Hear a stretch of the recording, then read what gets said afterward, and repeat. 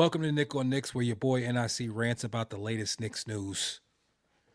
Today's news comes from Shams. He must have, it was a slow day. I guess Jay-Z, pump faking the entire world and not retiring, but instead endorsing Hennessy wasn't enough. So Shams came out today and he let everybody know that Giannis wanted to be traded this offseason, but only if that trade was to the New York Knicks. The two teams, they engaged in some talks, never really went anywhere. Reports are that the Knicks never really thought that the Bucks were serious.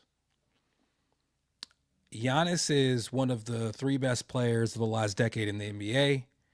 He's a force. He's extremely hard to deal with, especially when he gets a full head of steam.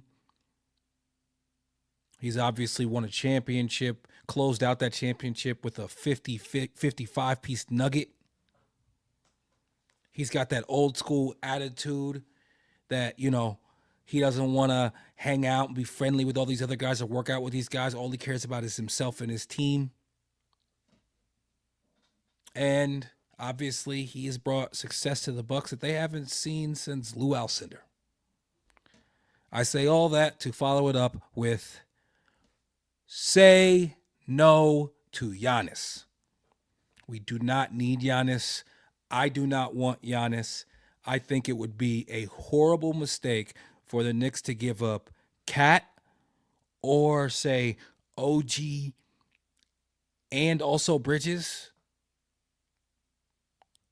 Not only is Giannis an aging star whose game is predicated on athleticism, but in addition to that, fit matters, man. Fit matters. I used to argue that Julius Randle was a much better player than Karl Anthony Towns is. And you see Karl Anthony Towns play on this Knicks team, play alongside Jalen Brunson, even with the limited offensive, let's say, creativity that we had last year. We're not going to make this pot about that. But you see immediately that he just fits this team better. And Jalen Brunson is a guy who needs the ball in his hands. And Jalen Brunson thrives when he has shooters around him and he is giving the requisite space that he demands. It's very hard to hold him one-on-one. And if you surround him with shooters, now, he's gonna get to his spot and he's gonna make it happen. So if you take Jalen Brunson and you pair him with the Giannis, who, as much as they are totally different in stature and overall just look, and obviously Brunson's a much better jump shooter, they're kind of similar in a way. As far as their biggest asset is the being able to give them the ball and tell everybody else to get out of the way. And that's exactly why this team does not need, nor should they be interested in Giannis Antetokounmpo. Giannis, I'm not taking anything away from Giannis. There's a great argument that Giannis is, it's almost undeniable than to say that Giannis is a better basketball player than anybody on the Knicks now, including Karl Anthony Towns and Jalen Brunson.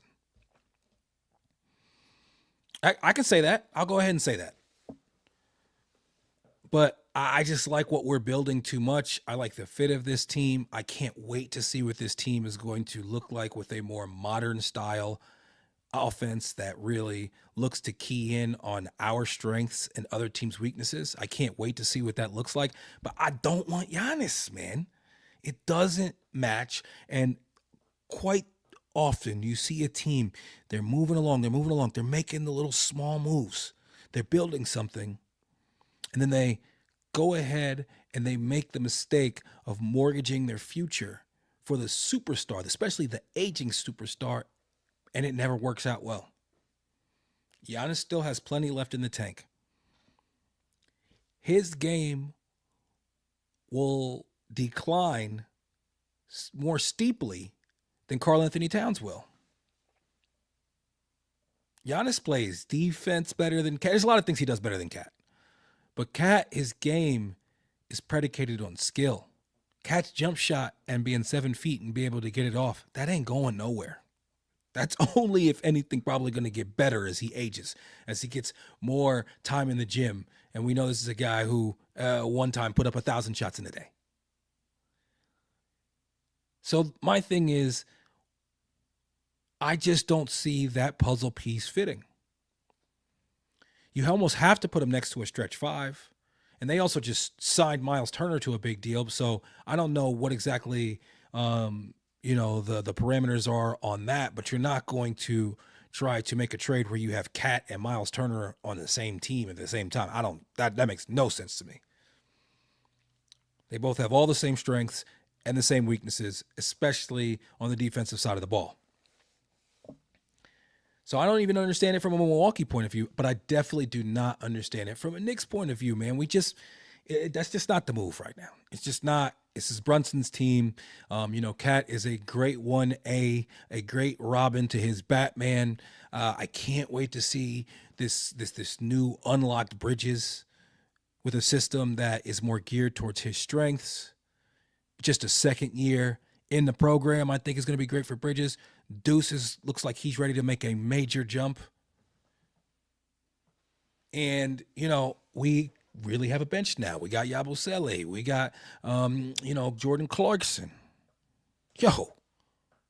Malcolm Brogdon, a guy I've wanted on the Knicks for years. Malcolm Brogdon looks like he is ready to come in and make a real impact for this Knicks team. With him, always, obviously, the question is, can he stay healthy? Shout out to everybody checking us out right now. Show some love in the chat. Please comment. I promise I will reply. I do not promise I will be nice.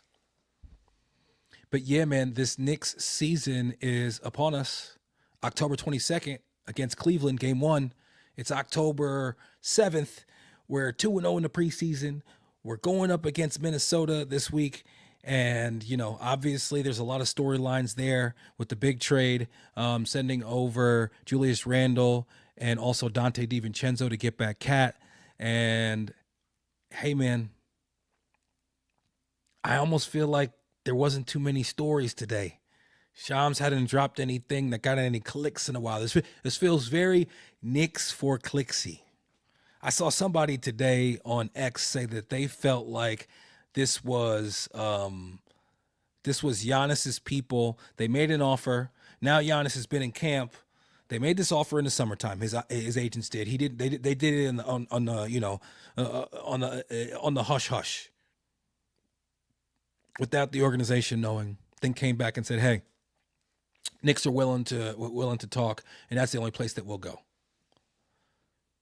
When you ask that question, you gotta know that there's at least a little bit of interest from the other side when you ask that question from your organization. And so I'm sure that the Knicks should explore every opportunity that is brought to them. But I think ultimately, if you look at the fit, if you look at what this team is trying to do and what they're trying to accomplish, not just right this second, but the thing that they're trying to continue to build, the program that they are trying to establish. And when you look at the overall history of stars this late in their career getting traded, and you also add in the factor that Giannis's entire offensive game is about him being longer and faster and being able to jump higher than everybody else. What's going to happen when Giannis can't blow past people with those long strides and just raise up a dunk? What happens to his game when that slows down just a little bit? Because as we know, in the NBA, the margins are so small. They're tiny. And if you get this guy and now maybe he has one good year and then he's got an injury and all of a sudden he loses a step, yo, man, we don't need that, as my man CP, the franchise, says. We don't need that. We do not need Giannis Antetokounmpo. We have so many things to be excited about right now. We have the most anticipation and the most expectation for a Knicks season in my lifetime. I think maybe you could go like 94, 95 after we made the finals. Those mellow teams, nobody ever really considered them contenders. The Knicks got a real chance right now to come out this season and be one of the best teams in basketball. And they have a real chance to continue to build something that is going to be sustainable and perennially one of the top teams in the Eastern Conference in the NBA. They would make a huge mistake if they traded for Giannis. The only way that I really see it happening, I don't even think you can't trade Bridges right now because he just signed his deal. I know that. So if it happens around the deadline, that means that the Knicks are just dog water. They suck. Things are going badly. They're somewhere around like 500. Things don't look well. Mike Brown and Mike Brown and Brunson are getting into shouting matches on the floor. That would never happen with Brunson. Brunson gets fiery. But that's the only way I see that something like this happening. And listen, if the Knicks are having that type of season in January or February, who knows what I'll be saying. Who knows what I'll be saying at that point? Because obviously I'm a emotional, irrational fan. For the most part, I try to keep it pretty rational. I try to keep it positive. I try to stay overall optimistic. If you watch a show with me and my pops, he did this to me. A sports podcast by a father and son who happen to be mostly optimistic Knicks, Mets, and Jets fans. If I found a way to be mostly optimistic with teams like the Jets and the Mets, and recently, thank God, thank God it hasn't been the Knicks feeling this way, but if I find a way to be optimistic with those as my favorite teams, you already know that I lean into the optimism and I'm overall a glass half full guy. I am. In just about every aspect of life, I try to see the good. And I see so much good in this Knicks team, and it's not just me. It's not one of those years like so many where I'm making it up preseason. Yo, man, I'm telling you, this kid Langston Galloway, yo, man, he might be a legitimate point guard in this league, man. I can see him doing something. Yo, we traded for Emmanuel Mudiay. I wanted to draft him in the first place. Nah, man, it's not like that. This is not like that. And I do not think that Leon, who has been patient, who's moved in silence like a real G, and who has picked his spots and built up exactly the team that he wants. I don't believe that Leon all of a sudden right now is just going to say, all right, man, let's blow it up to get Giannis. We just saw with a team that has a great starting lineup, some great star players, but doesn't have a bench. We just saw what that ends up getting you. Once you get into the playoffs, it's later in the season, and you're playing these other teams who have, 8, 9, 10 guys who can make an impact any given night of a series. And also the league is going away from Giannis' style of play. As much as I love Brunson, as much as I think that Brunson is not only the savior of New York, but still our best, most important, and will be our most impactful player, doing exactly the thing right now that I'm about to say, I'm happy that I will see less of under Mike Brown. He will be doing this exact same thing late in playoff games and winning them for us. But when it comes to Brunson overall and the way that he relies on the dribble and relies on one-on-one play, the league and the way that it's going, I know that Shea does that, but that team moves the ball. And that team has multiple guys who you can give it to and say, hey, get me a bucket. And they move the ball. And the Knicks, hopefully under Mike Brown, are going to become more of one of those teams. Which is another reason why we don't need Giannis. Say no to Giannis. I repeat, say no to Giannis. Come on, Knicks. Come on, Leon. I know Knicks for clicks. There's got to be something out there. And Knicks fans, we eat up content. So therefore, it gets talked about. And obviously, I'm in a space where everything gets magnified when it has to do with this team because all of my, following and for you. And on every single platform I use, they know I love the Knicks. They know I'm Nick on Knicks. But I don't want Giannis, man. I've been seeing this all day. I was like, yo, I got to pop on real quick, and I just got to put it out there, make it clear.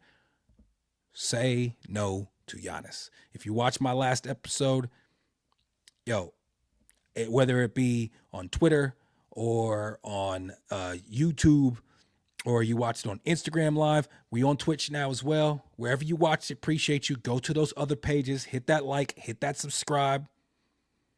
The subscribe really helps. Please go to YouTube and hit the subscribe for your boy. I give you this Knicks content throughout the season. I got a couple other pods on the channel. Check those out too. Many of you inherited this from your father like I did. If that's the case, I think you'll really enjoy watching the He Did This To Me podcast, which comes out weekly. Say no to Giannis. If you watch my last pod, you already know the Knicks are winning the chip. The offense that we have right now, the way that we're moving the ball, the way that we have so much lineup versatility, and we have a coach who's going to exploit that, the Knicks are winning the chip.